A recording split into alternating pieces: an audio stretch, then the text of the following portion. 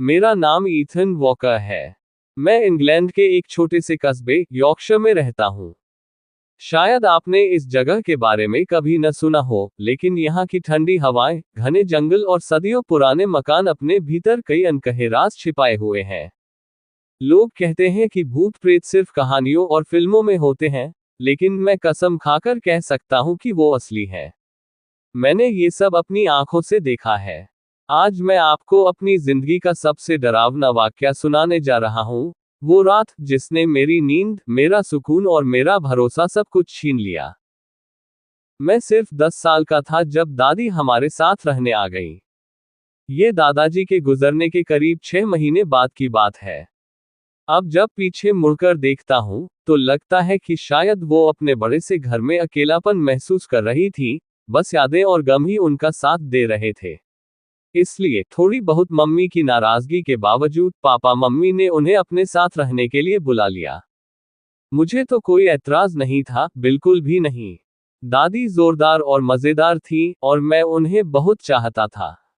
उनके पास मीठी टॉफियों का जैसे कभी खत्म न होने वाला खजाना था, और वो जब भी मुझे देखती 2-4 टॉफियां जरूर दे देती। जब भी मैं किसी मुसीबत में पड़ता, तो सबसे पहले वही मेरा पक्ष लेती। लेकिन जो चीज मुझे सबसे ज्यादा पसंद थी, वो थी उनकी कहानियां। दादी के पास हर तरह की कहानियां थी। वो अपने बचपन की बातें सुनाती थी, कैसे उन्होंने द्वितीय विश्व युद्ध के दौरान बचपन बिताया, और कैसे जब उनका परिवार शहर से हटाया गया तो उन्होंने दक्षिणी समुद्र किनारे अपने दोस्तों के साथ क्या क्या मस्ती की। कुछ कहानियां दुख भरी होती थी, कुछ मजेदार और कुछ रोमांच से भरी हुई। लेकिन मुझे सबसे ज्यादा उनकी डरावनी कहानियां पसंद थी। दादी के पास बहुत सारी डरावनी कहानियां थी। उन्होंने मुझे बताया था कि जब वो किशोर उम्र की थी, तो उन्होंने कुछ तांत्रिक चीजों में रुचि ली थी, जैसे अपने दोस्तों के साथ ओजा बोर्ड खेलना, टैरो कार्ड्स पढ़ना, भविष्य बताना वगैरह। ज्यादातर कहानियों को मैं हंसकर टाल देता या थोड़ी देर बाद भूल जाता। लेकिन कुछ कहानियां सच में मुझे थोड़ा डरा देती थी।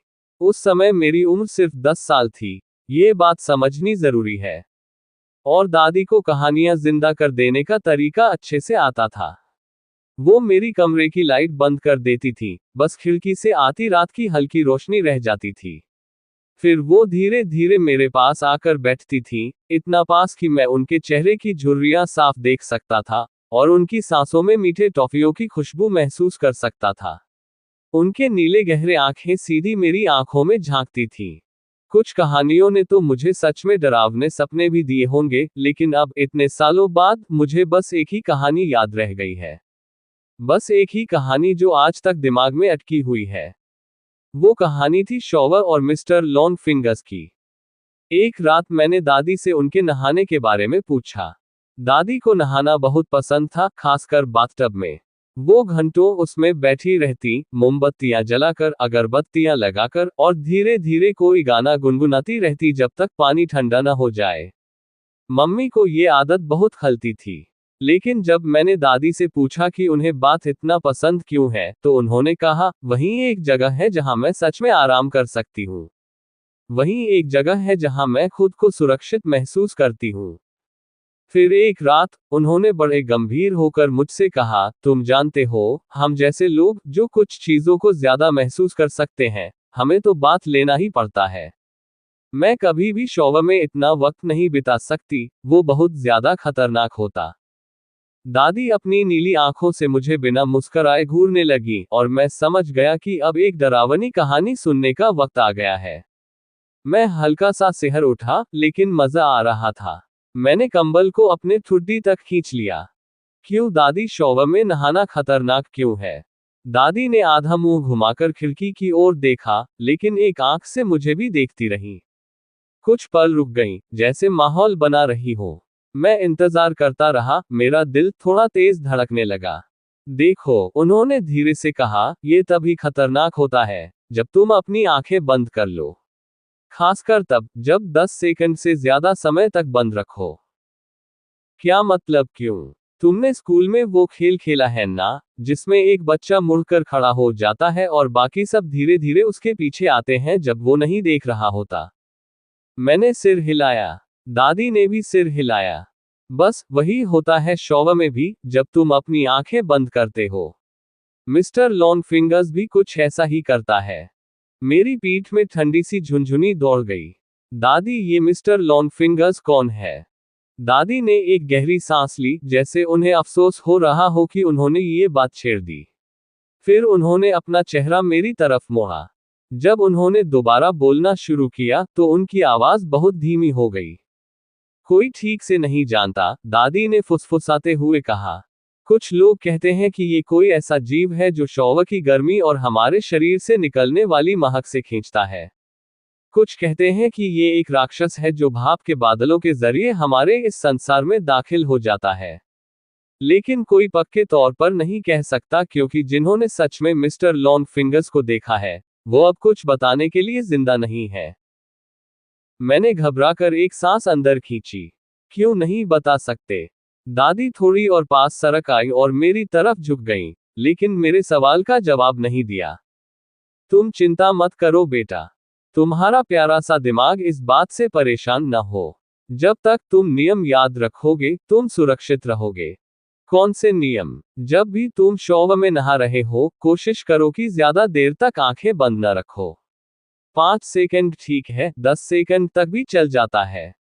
लेकिन अगर उससे ज्यादा देर तक आंखें बंद की, फिर क्या होगा? अगर उससे ज्यादा देर तक आंखें बंद रहीं, तो तुम्हें ऐसा लग सकता है कि जैसे कोई और भी कमरे में है, कोई जो तुम्हें घूर रहा है।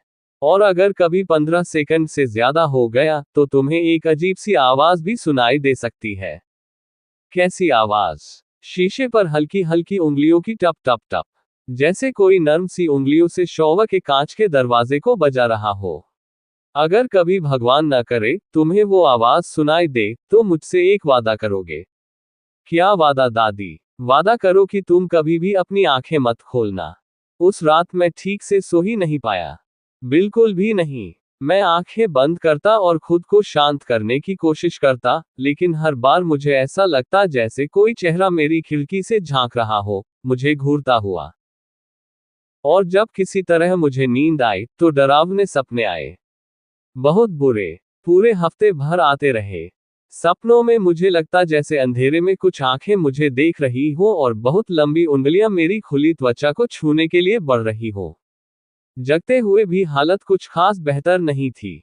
सबसे बुरा वक्त तब आता जब मैं नहाने जाता शौव में।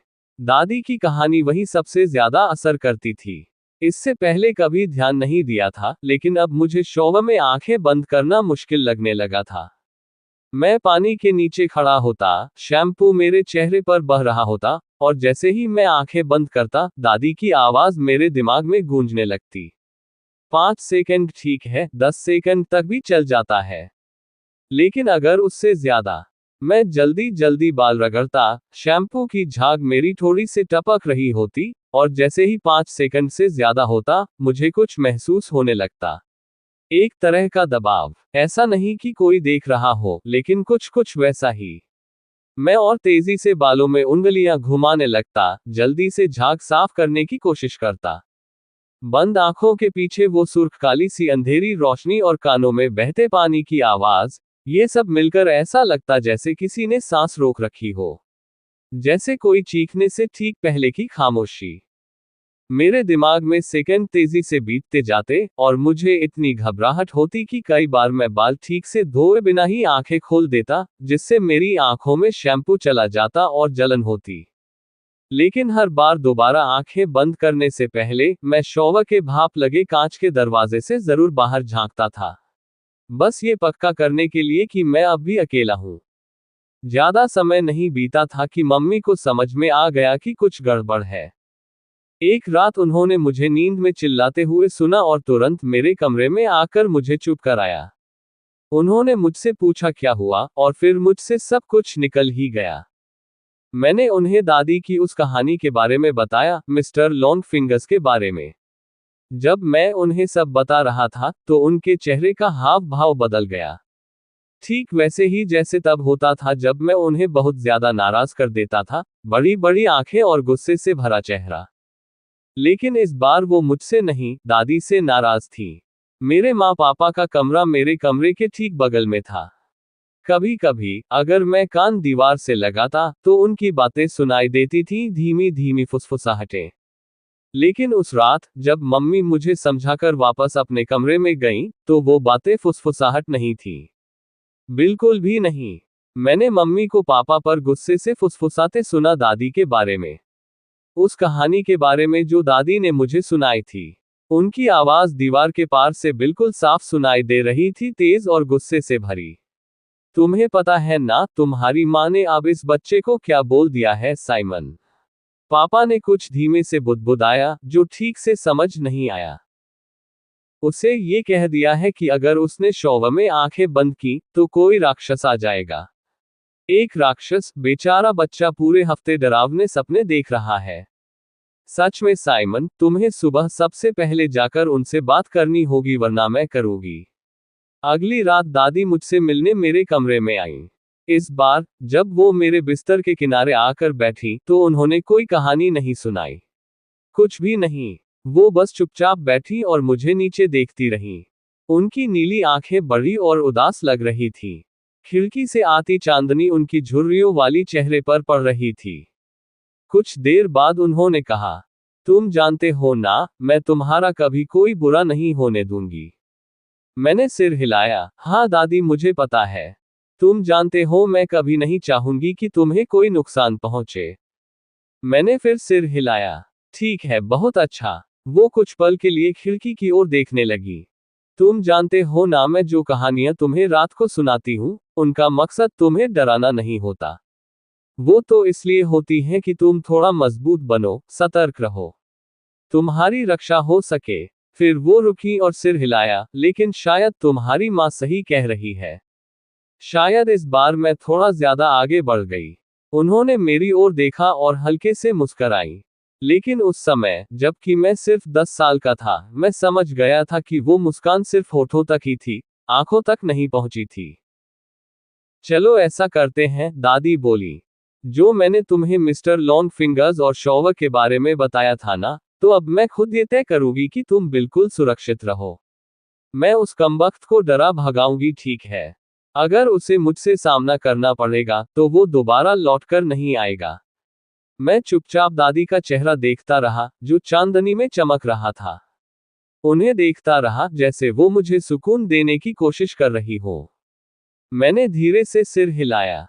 मुझे ठीक से नहीं पता कि ये सब कब हुआ, लेकिन मेरा अंदाजा है कि वो उस रात के लगभग 1 हफ्ते बाद की बात रही होगी, जब दादी ने मेरे कमरे में आकर कहा था कि वो मुझे कभी कुछ होने नहीं देंगी। उस सुबह मैं एक डरावने सपने से अचानक जाग गया। तभी एक भारी सी धड़ धड़ की आवाज सुनाई दी। मैं घबराकर सीधे बैठ गया। मेरा कमरा पूरी तरह शांत था और माँ पापा के कमरे से भी कोई आवाज नहीं आ रही थी। लेकिन घर पूरी तरह शांत नहीं था। मेरे बंद दरवाजे के पार दूर से एक आवाज आ रही थी, पानी के बहने की आवाज। शौवर चल रहा था। मैं बिस्तर से कूद पड़ा और ऊपर वाले गलियारे में दौड़ पड़ा। मेरा दिल जोर जोर से धड़क रहा था। जैसे ही मैं बाथरूम के बंद दरवाजे तक पहुंचा, मैंने जोर जोर से दरवाजा पीटना शुरू किया। एक अजीब सी ठंडी और गहरी घबराहट मेरे अंदर उठ रही थी, जैसे किसी कुएं की गहराई से डर ऊपर आ रहा हो। मैं बार बार चिल्ला रहा था, दादी दादी, लेकिन अंदर से कोई जवाब नहीं आया। दाईं ओर मुझे माँ पापा के कमरे से आती हल्की आवाजें सुनाई दी। उनकी फुसफुसाहटें और चलते हुए कदमों की धीमी आहटें। लेकिन उसके पहले ही, जैसे कोई आदत हो, मैंने दरवाजे का हैंडल घुमा दिया। दरवाजा लॉक नहीं था। मैं एक हाथ से दरवाजा पीटता रहा और दूसरे से हैंडल घुमाया, और दरवाजा अचानक अंदर की ओर खुल गया। मेरे सामने भाप की एक मोटी दीवार थी। जैसे ही गर्मी ने मेरी त्वचा को छुआ, मैंने अपनी आंखें सिकोड़ ली और उस धुंधले बाथरूम के अंदर झांकने की कोशिश की। और इससे पहले कि पापा मुझे पीछे धकेलते, इससे पहले कि चारों ओर चीख पुकार, आंसू और अफरा-तफरी मच जाती, मैंने दादी को देखा। वो शॉवर के केबिन में नंगी जमीन पर पड़ी थी। पानी अब भी उन पर गिर रहा था। उनकी नीली आंखें बाहर को निकली हुई थीं। एक हाथ उनके सीने से चिपका हुआ था और दूसरा हाथ कांच की दीवार से लगा हुआ था। और उस कांच पर भाप के बीच उनकी उंगलियों के खुरचते निशान अब भी साफ साफ दिख रहे थे। ये दिल का दौरा था जिसने उन्हें मार दिया था। मेरे पिताजी ने मुझे यही बताया था। उन्होंने कहा कि दादी बुरी थी, और यह चीज अचानक और जल्दी से हुई। उन्होंने कहा कि दादी जल्दी मर गई और उन्हें कोई दर्द नहीं हुआ। उन्हें कोई तकलीफ नहीं हुई। लेकिन मैं उस वक्त भी जानता था कि सच कुछ और था। जब मैं 10 साल का बच्चा था तब भी मैं जानता था। और आज, जब मैं बड़ा होकर ये लिख रहा हूं, तब भी मैं सच जानता हूं। मुझे ये भी पता है कि मेरी पत्नी और बच्चे मुझसे नाराज हैं क्योंकि मैं घर में कभी शावर में नहीं नहाता और न ही उन्हें नहाने देता हूं। वे दिखावा करते हैं कि उन्हें कोई दिक्कत नहीं है और वे मेरी बात समझते हैं, लेकिन मैं जानता हूं कि वे सच में नहीं समझते। मेरी पत्नी सोचती है कि उसे पता है कि मैं अभी उस हादसे के डर से ऐसा करता हूं, जब मैंने बचपन में अपनी दादी को मरते हुए देखा था।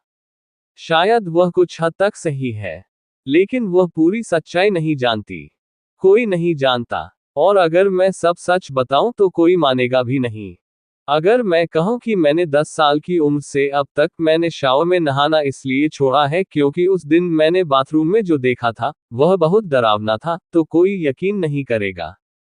दरअसल, उस दिन जब पैरामेडिक्स ने दादी का शव नीचे ले जाया था, मैं चुपके से गर्म बाथरूम में वापस गया था। मैंने देखा कि शॉवर के कांच पर, जो भाप से भरा हुआ था, दादी की उंगलियों के निशान थे। और ये निशान सिर्फ अंदर नहीं, बाहर भी थे। उस निशान से साफ पता चलता था कि वहां दादी के अलावा कोई और भी था। मैं जानता हूं कि मेरी दादी को हार्ट अटैक नहीं आया था। वहां कुछ था जिसकी वजह से वो मरी। मैं जानता हूं कि मेरी दादी की कहानी झूठ नहीं थी।